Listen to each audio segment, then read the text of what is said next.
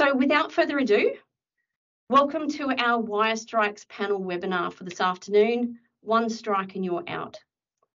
So why are we actually running this webinar? Although over the longer term that there's been a reduction in the rate of wire strike accidents from, say, like the 1970s and 80s until the present day, if we look at our 10-year average, over the last 12 months especially, we've actually seen an increase in wire strike occurrences. Now, the outcome of colliding with wires varies from something being quite harmless to something quite unforgiving. And most people would say that this could never happen to me. I'm sure most pilots that have actually been involved in these types of accidents or incidents have potentially actually thought the same thing themselves, but they've ended up in a very serious incident. So from the RAAus research, 70% of wire strikes actually happen even though the pilot is actually aware of the wires around them. And 75% of private fatal accidents involved with wire strikes are normally not during arrival or departure. It's actually during unnecessary low-level flight. Of the wire strike occurrences, they say that there's around about 95% of them actually occur outside of the vicinity of a certified aerodrome. So that could be over a property or even on approach or departure to an AAA. So today we're going to talk through knowing about the rules of low-level flying. We're going to talk about identifying wires, maybe some of the things that actually prevent us from seeing them, distractions, blind spots, all those sorts of things, and also discuss the necessity of things like precautionary searches. So I'd like to introduce you to our panel members today. So as I said, my name's Kirstie Winter. I'm an aviation safety advisor here at CASA, and I'll be facilitating this webinar. Next, I have Nat Nagy, who is the Chief Executive Officer of the Aerial Application Association of Australia, or the RAAus. We also have Marty Peters, who's the Assistant Head of Flight Operations for RAAus. And I also have with us Glen Cook, our Community Safety Specialist from Ergon Energy, that actually specialises in some of these presentations for the aviation community. So welcome to all three of you. I'm going to start off with a very basic, simple question first, and probably yourself, Cookie, or Nat, you may be able to add to this very briefly, is what are the risks that wires actually pose on our pilots?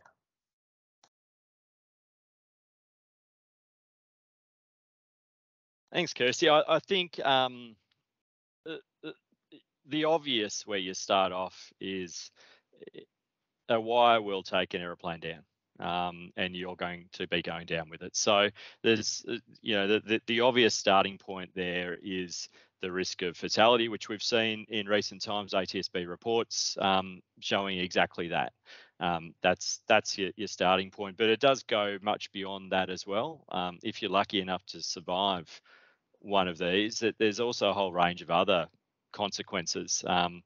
For instance, the cost of obviously the damage to your aircraft, but the wire as well, but also the flow-on effects to the network. And we're certainly seeing insurance companies and the power providers going and suing people for taking down wires for up to hundreds of thousands of dollars because of the supply effects that happen. So even if you only just clip it a little bit and you get away with it, the consequences and flow-on effects are quite significant. I know Cookie can probably talk much more from an essential energy or more broadly from an electrical provider point of view as well, but obviously a whole range of other hazards that he sees on the ground. Yeah, like you say, Nat, there is those extra costs. They're called stippers costs. I can't even remember what the acronym stands for, but you can be charged for those costs that the regulator forces onto the network owners. Not all distributors are doing that, but I know that some of them are. Obviously, it's lack of marking as well. We'll talk about rotor markers there in a little while, but having some systems in place to make the line more visible using planning tools is really important. Thanks, Cookie. And we'll obviously talk to some of those planning tools that are available to everyone later on, obviously, in the webinar. human factors obviously play a very big part in wire strikes and potentially our inability to see them. Nat, you obviously do a lot of these discussions with the 4A pilots because aerial applications is an area that obviously has this hazard as part of the nature of their work. But also, Marty, your area also has this from a recreational perspective, I suppose, as well, especially if they're operating to non-controlled aerodromes. But Nat, I'll hit you first. What are some of the considerations that pilots need to make with regard to, I suppose, human factors and being able to see lines? Well, I suppose first of all, I think most people have done some level of human factors type reading or training or otherwise, and we all know that the Mark 1 human eyeball isn't the perfect thing for detecting objects. We've got a whole, the eye in it of itself, it's got blinds, it's got a blind spot just to top everything off in it. It's not the best bit of kit that's sitting there to do the job for us to start with.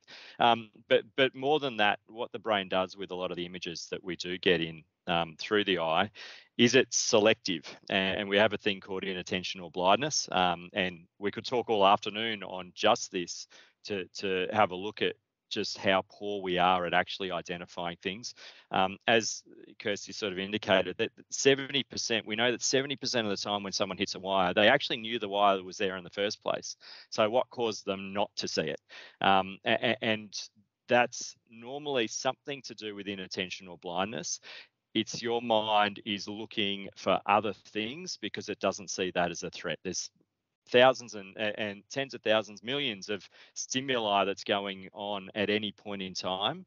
And so we're not that great at actually being able to identify what's there, particularly if we've got something that's distracting us, if we're focusing on something else, if we've obviously got a high workload. If you're operating in a low level environment to start with, it obviously should generally only be if you're having to land there in normal operations, unless you're working, your work requires you to be in that low level environment. So there's a lot of other things that your mind takes your attention away from being able to actually see those things. A couple of pictures here that Kirstie's put up on the screen. You can see, from underneath with a good background, you can see a wire reasonably well. If you're from up above and you've got a reasonable background, you'll see it reasonably well also. As soon as you get into a low-level environment that you're not normally used to flying in, if you've got some trees or something dark in that background, you're not going to see the wires. So, number one, and I think hopefully we'll talk a little while, and it's probably more Marty's field to talk about precautionary searches. But just a couple of things, tips while we go here. How do you spot these wires? You're looking on those pictures there, you can see insulators. That's probably one of your biggest tips there.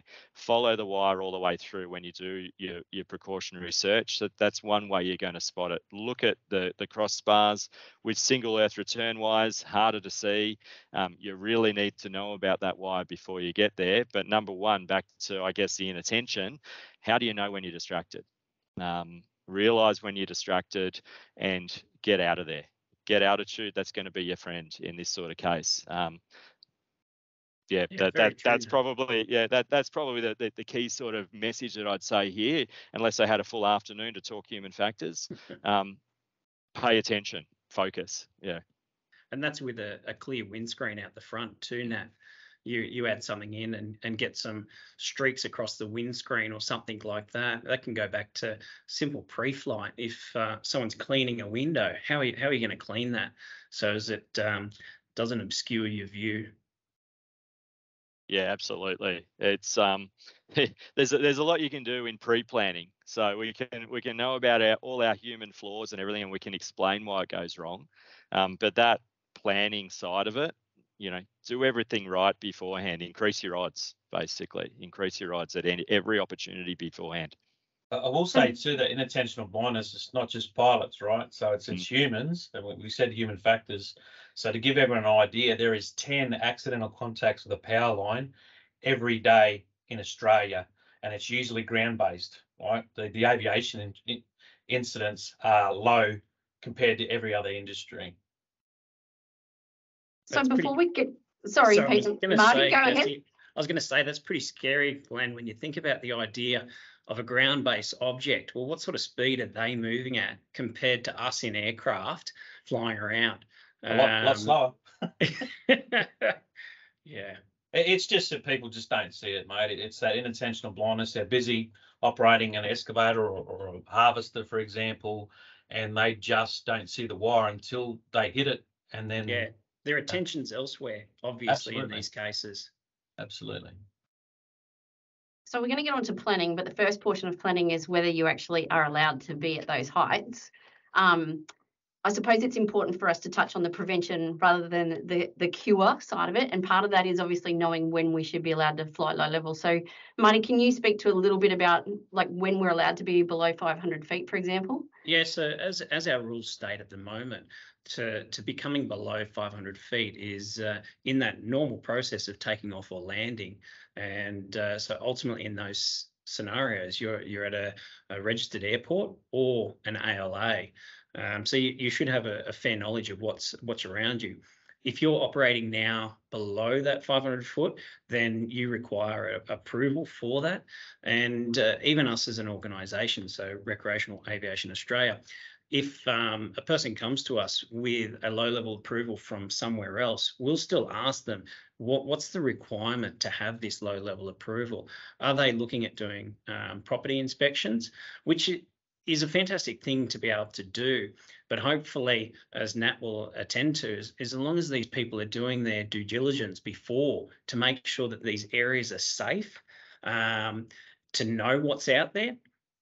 So yeah, so when should you be there is ultimately only in takeoff and landing, in my view, to what we're doing. Nat obviously covers a wide range of people working in and around those environments, so he'll attest to a lot more of this and give you some more information. But as a flying aspect for us recreational pilots, you shouldn't be down there unless you are taking off or landing or you have a need. Nat, is there anything that you wanted to add to that? Yeah, I mean, it's very clear. You shouldn't be under 500 feet unless you're taking off and landing, unless you're working in that environment because your work requires it. And if your work requires it, you should be doing a lot of training to get to that point. Ag pilots do obviously post their commercial license.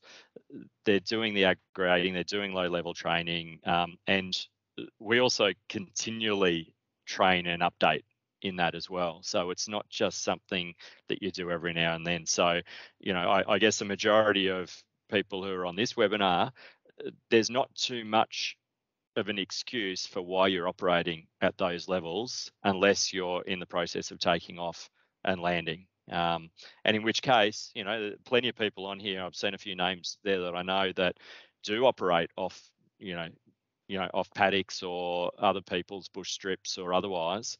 And there's a whole bunch of the stuff that we teach our guys that you can take into account when you operate in that environment as well. So hopefully we'll have the chance to get into a bit of that in a little while. But yeah, number one, remove the risk, right?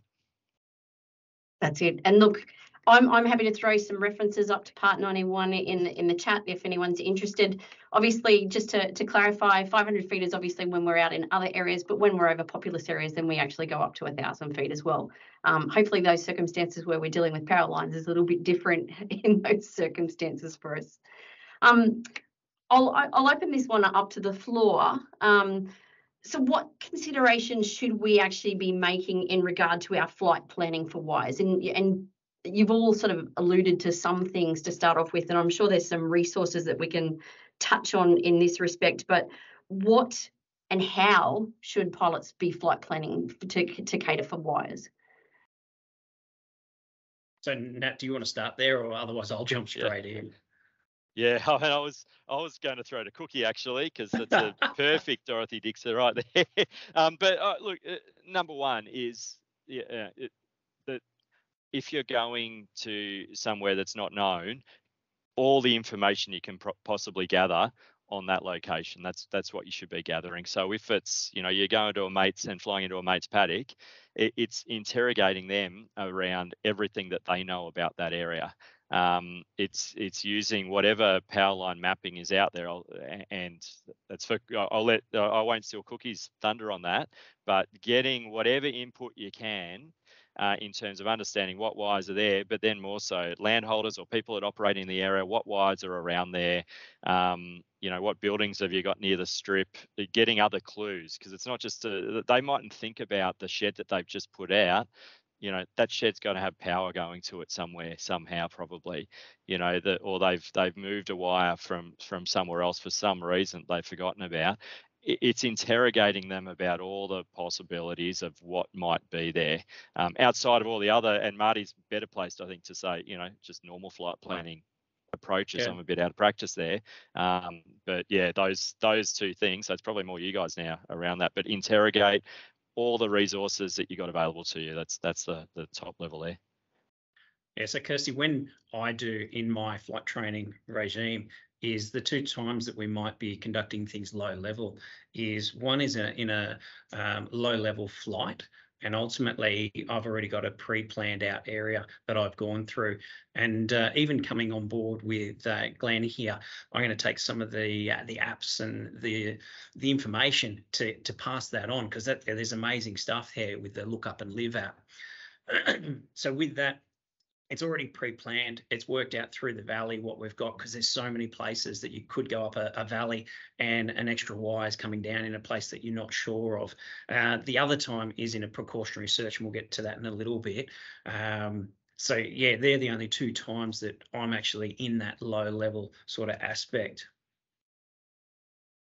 Cookie, did you want to talk a little bit about your resources that the energy companies actually put out for pilots? Yeah, so obviously the Look Up and Live app, which is freely available at lookupandlive.com. Right, it's a really good planning tool for. We built it initially because of requests from pilots, right? So the 4As are coming to us saying, we need something to help plan. So that's why we developed it. So we just basically overlaid all the power lines geospatially, so you can see where they are and get some sort of plan in place before you get to site. But obviously it's really good for farming and construction as well. But the good thing is, because we're using the imagery as well, so probably about to show my age here, but if you think to yourself, if you're driving along a country road and you had a flat tire 25 years ago, and you go, hey, that's where I had that flat tire. When you see the images, your brain recognizes it and makes it familiar to you. So when you're flying near that again, your brain's going to go, oh, that's right, that's where the wire is. So your brain can overlay that wire onto what you're seeing, so to speak. Nat might disagree, but anyway, that's what pilots are telling me, is it's just a really handy resource to have. So we basically captured the whole east coast of Australia now. We've just got to add in a couple of distributors in Victoria. But in Tasmania, Western Australia and Northern Territory, we don't have any data yet, but I'm certainly pushing those other distributors in those states to put their data onto this platform, because it is completely free. We don't charge anyone to use it. We don't charge anyone to put their data on the platform. It's purely a planning tool. Like if it's an emergency and you're crashing, it's not going to be any good to you. Yeah, very much so. I see two questions coming up there. Nat, you'd attest to this with talking with the landowner. You were talking before, the idea of if we're flying into a friend's property and so forth, it's actually asking those key questions, because they'd sit there and go, oh, no, hang on a second, I'm not going to know about that power line being a problem for you. Yeah, so it was Neil Schaefer that put in a question. Asking landowners doesn't always identify risks, as they often don't interpret some lines as risk for the pilot. So there's other additional risks, and yeah, just a key point there, Nat. Yeah, I agree. It's a really good point, Neil, that they often don't know what to look for, or they're also distracting themselves. They forget what's out there because they're in and out every day doing it. They don't actually recognise themselves. So that's why all of these things you cannot take as gospel. Even where we've had incidents fairly recently where the landholder will give you a really detailed map of exactly from what post to fence post to otherwise that they're actually sitting at, but then it's completely inaccurate because the wire's just been restrung, 6 months ago that they'd forgotten about. So never ever trust, I suppose, but they're a good starting point to build up. That planning opportunity you've got. That's free. They're free kicks for you, right? In terms of being able to get the opportunity to have a picture and build that situation awareness. Also, just wanted to pick up quickly, what Cookie was just talking about then, having visuals and building memory. And, in terms of back to a slightly more, theoretical, I suppose, human factors world, is that building situation awareness with multiple stimuli is going to give you less chance of that case of inattentional blindness, where your mind, your brain basically filters out information. If you've got multiple instances relative to what you're looking at, your brain's more likely to pick it up, particularly when you've got other pressures and distractions and everything going on. So every one of those things is going to help. I think another point there too, Nat, is educating the landowners as well. This is what I do a lot with 4As. I go, educate the landowner that, yeah, it's great for you guys in aviation, but it's actually going to reduce incidents on the ground on a property that, whether it's a recreational where someone's going to land, or where you're aerial applicating all the time, or it's near a runway that you're going to be using. And, the app tells you who owns the power line, right? So whether it's Ergon Energy or Essential Energy, and when you click on the line, it'll open up a box and tell you who owns it and how to contact them to get power line markers on, for example. It gives you all the pole numbers. So if you ever got to deal with a distributor, we really like our pole numbers. I go, where's the pole? What's the pole number? I've got to drive 3 hours to find the pole number. But you don't have to do that anymore. It's all the information is there to get you what you need, and get some power line markers on there if you need it. Do I need to go into Rotor Markers yet, Kirstie, or? No, we might come to that. We might come to that a little bit later. We've got a couple of comments that are coming up in the chat box here, which I think we've hit on a couple of them about flights below 500 feet and engagement and those sorts of things, and how we should still, even though we're getting some of the information from some of these landowners, that we still treat it with a certain amount of caution. But it's all part of the situational awareness, is what I'm sort of getting from the conversation from you all as part of that pre-planning portion.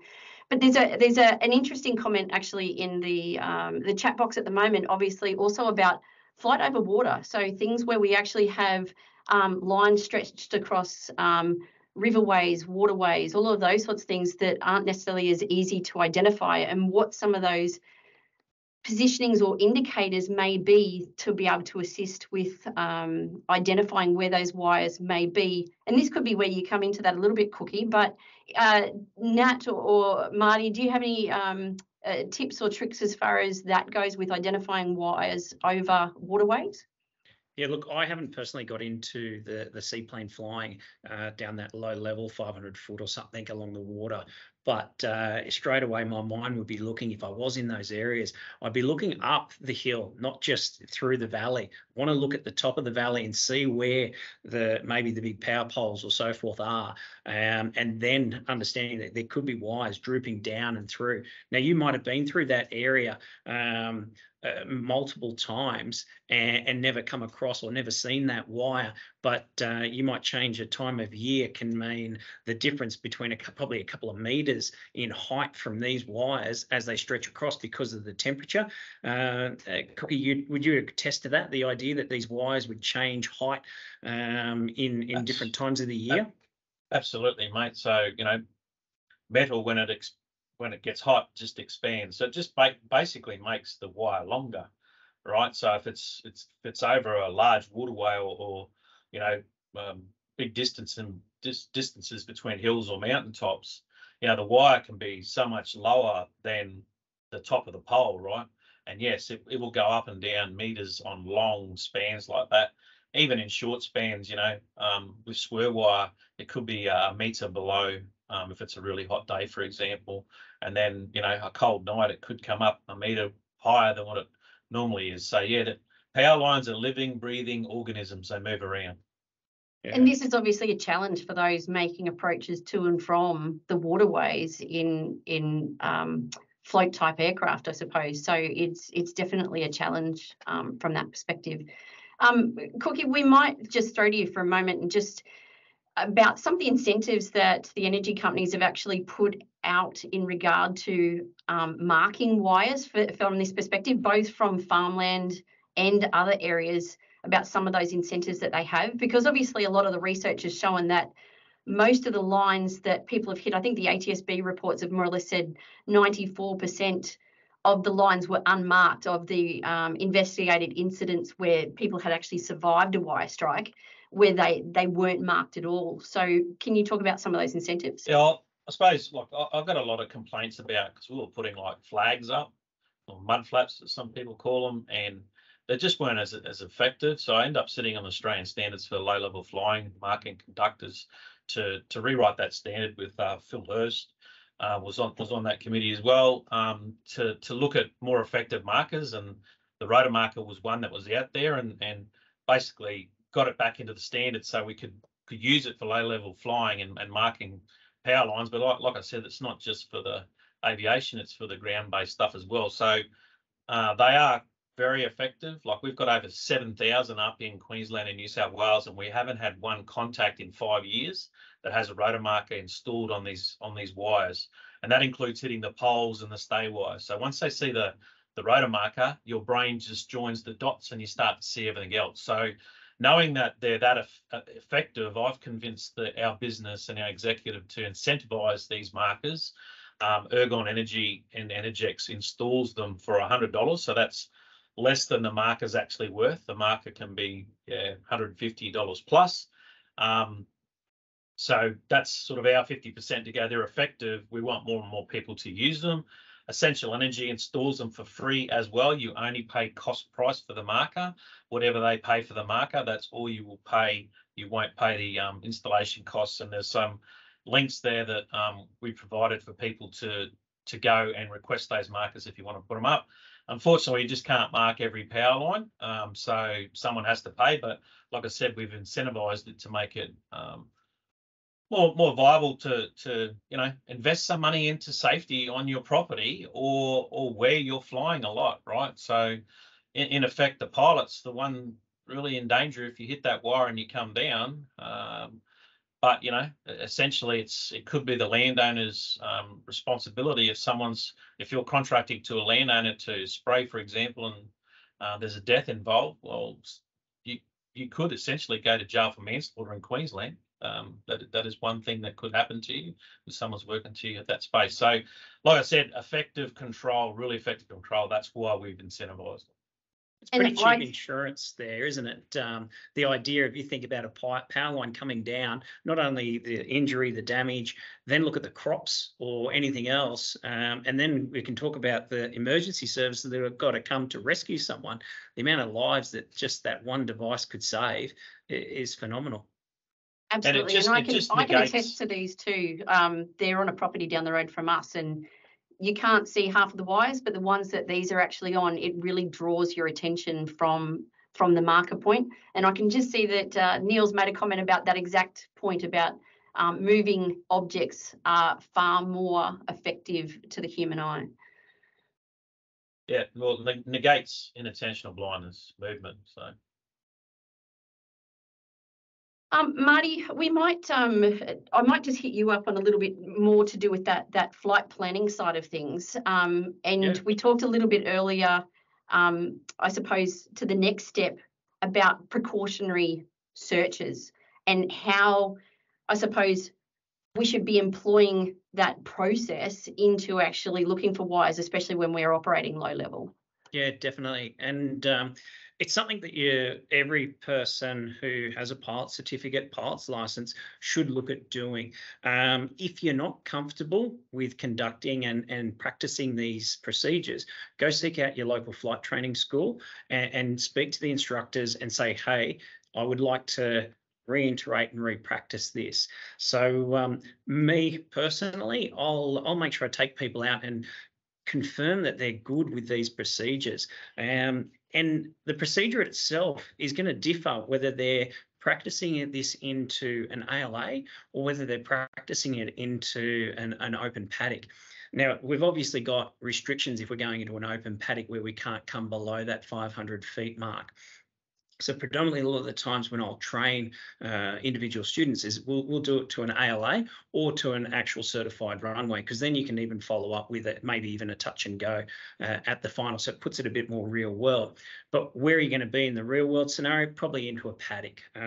So let's look at the first scenario. If I'm going into an AAA, as we've got like this little diagram that you can see there, that first pass into wind, it's going to be at 500 feet, okay? So you shouldn't be hitting anything there. You already are aware by looking up the ALA, getting the aerodrome elevation, and then you can do what's required there for that first 500-foot pass. Now, I won't go into every little key point that you're going to be looking for through a normal precautionary search, because we could be here for easy half an hour if I'd normally do a briefing with a student. So we'll go into those key points. The 500-foot path is you're looking for the big obstacles, okay? Hills and large power lines. That's going to be the predominant, and maybe even the large trees and in your undershoot and also your overshoot area. Following around, we're going to keep the individual to a standard procedure. Now, what's more standard than a circuit procedure? So an individual fly that circuit pattern, because that's what you're used to. As you're coming around for, say, the second pass, set yourself up for a normal descent rate. However, you're going to bring yourself to coming about 200 foot above ground level, and that way you're not going to then hit that, maybe that possible tree or the other lower lying smaller power line that you can't see. Flying slow. You always want the aircraft, prior to reaching the point of the inspection, you want the aircraft in a stabilized scenario. So perhaps that landing configuration, if you've got retractable undercarriage, maybe having the gear out and flap at maybe the first stage, okay?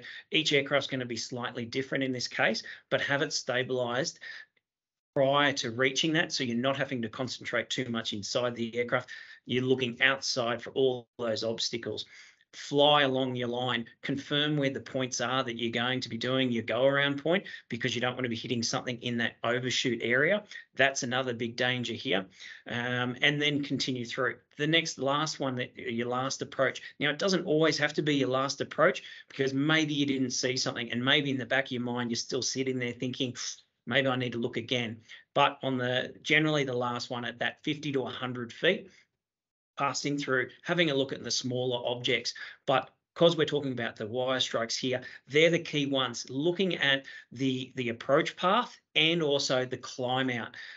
If you're too focused inside the cockpit and you're not looking outside, that's where you could hit these power lines. That's me, but I would sit there, probably practice this. I would brief it with a student for at least half an hour, picking out the key points, what they're going to look for. Are they looking for civilization, a building, power lines, roads? Even though we want someone's house nearby so as they can come and assist us if need be, there's going to be some sort of power item running to that house. So be aware of that, and just take your time with it. You can always do 200-foot passes if you need to. You've just got to make sure you're safe. And then I also bring into the idea, why is someone doing this? And generally speaking, it's because they haven't planned their flight properly. So go back to your planning stage, guys and girls. Thanks, Marty. And we've got a couple of comments from Bryce and Neil in the chat about, obviously, some of these resources like the applications, and obviously talking to property owners and all those sorts of things are great, but you can't rely on them. The fact that you still need to do things like what we're talking about here, like precautionary searches, in order to make sure for ourselves, because the information you may have gotten may not be 100% correct at the time. Just on the precautionary searches, obviously, in the aerial application world, this is obviously really important. Nat, is there anything that you can add from a safety perspective?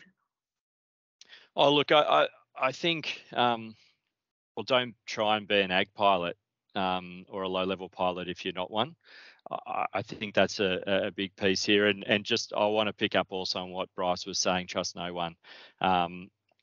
It's that trace every wire. So, our focus here is about wires and hazards, trace every wire. So if there is a power pole there or a shed there or otherwise, find that line and trace it all the way.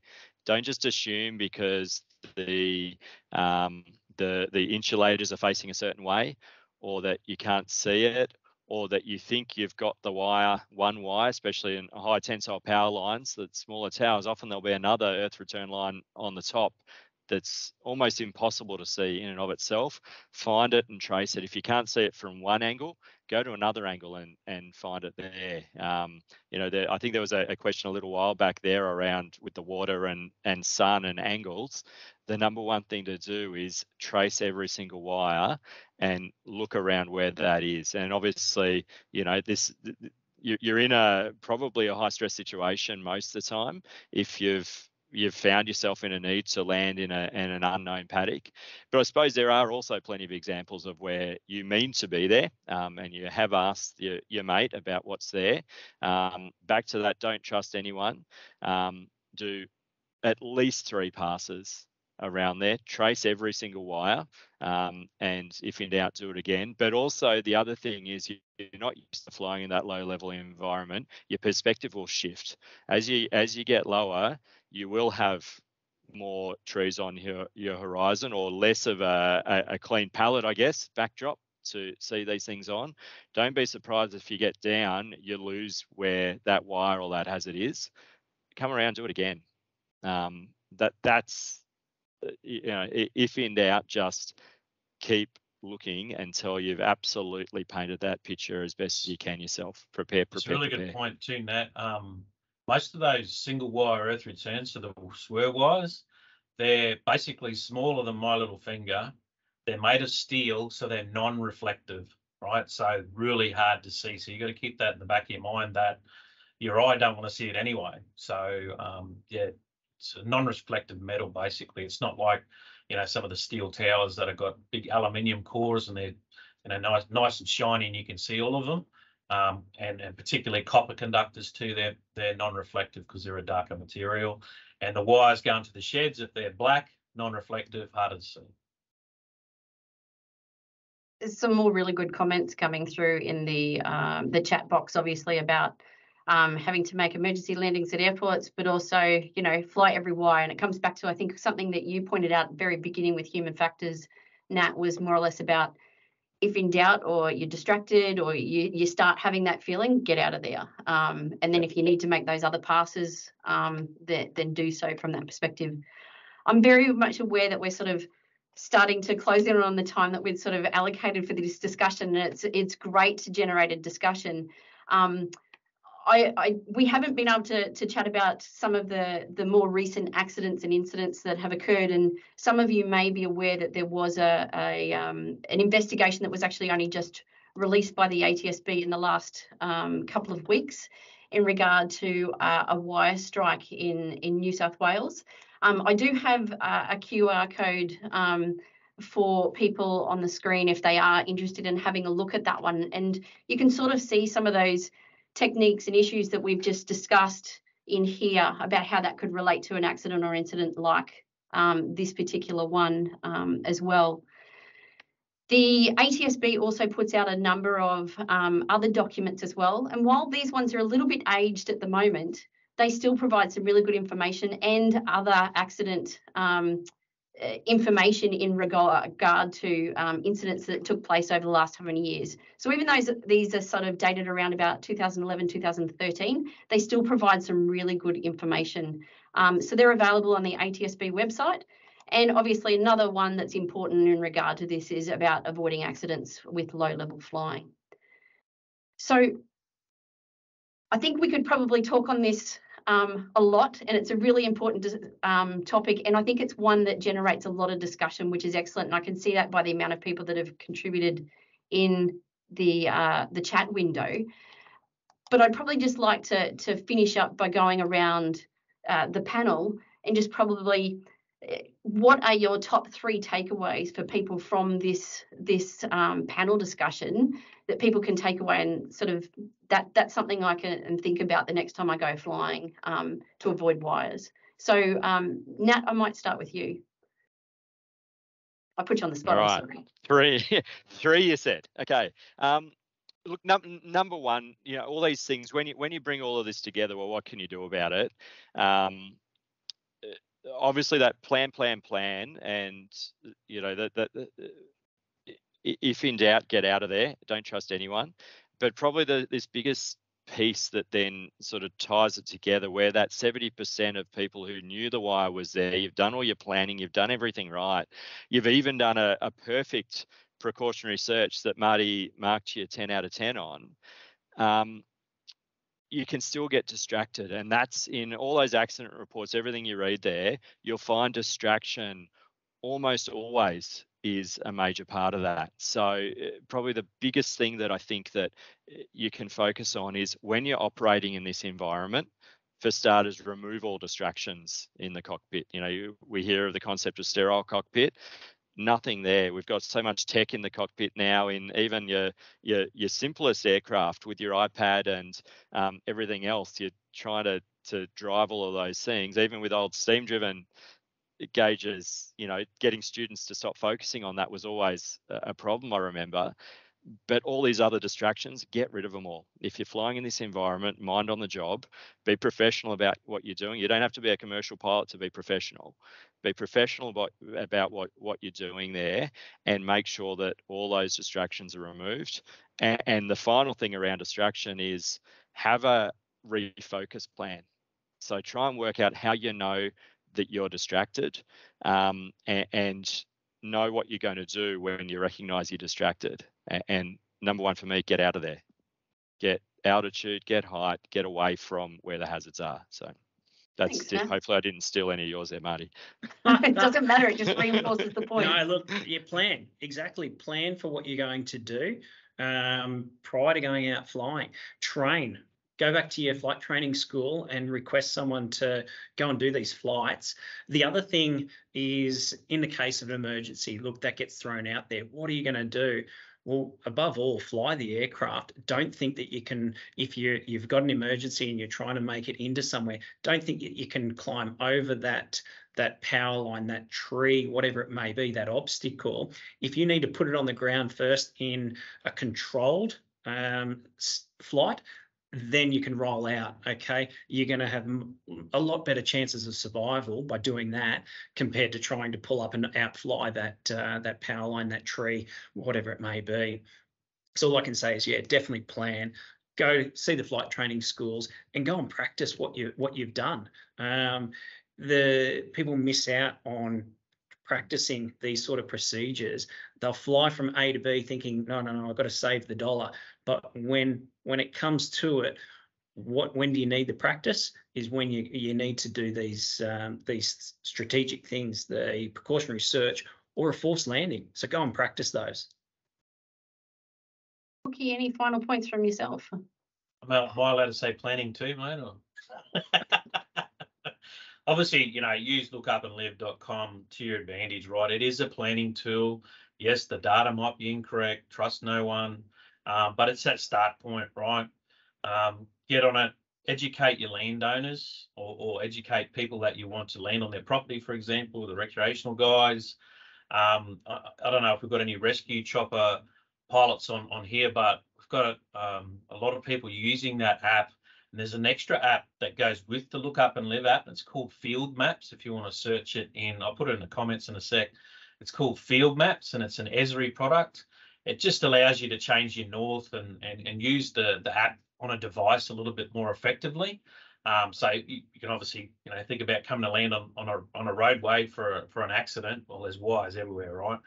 So they've got to really have their wits about them. So, and obviously marking, like educate your landowners, educate your air drone owners that we need some decent markers and effective markers that move. And look, I don't work for the company that makes the Rotor Markers. I just know they're really effective. So get as many of those on as you can. Use the incentives because they may not be there forever. Right? Thanks very much, Glenn, for that one. We'll wrap up the presentation, and Grant, thank you very much for that. Yes, unfortunately, we didn't have a rotary expert, but I think some of the things that we've actually talked about today are still relevant to the rotary side of the world. And hopefully those takeaways can still be applied from that perspective. But you make a very good point about the rotary side of things. I've noted down, just while the team has been talking, some of those key points from a takeaway perspective, and just put them onto a slide for everybody. But this presentation will also, as I said, be recorded and will be placed on our Pilot Safety Hub following in the next couple of days or couple of weeks. And for those of you that haven't seen our Pilot Safety Hub, please take the time to have a visit.